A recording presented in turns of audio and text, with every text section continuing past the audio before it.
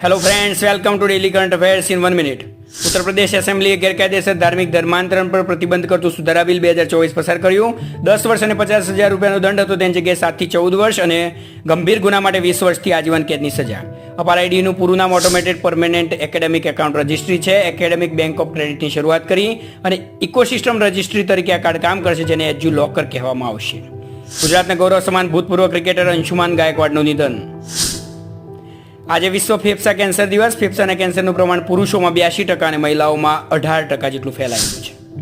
સિંહોની સંખ્યા વધતા ઉનાળામાં જંગલ બહાર ધસી આવે છે, ત્યારે સૌરાષ્ટ્રમાં ઉના અને કચ્છમાં નારાયણ સરોવર પાસે લાયન સફારીને મંજૂરી.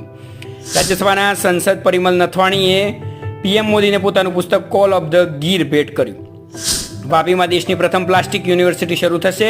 રિસાયકલિંગ રિસર્ચ પર ભાર મૂકવામાં આવશે અને કોલકોમ દ્વારા 4S Gen 2 India specific chip રજૂ કરતા 5G સ્માર્ટફોન કિંમતમાં ઘટાડો થશે.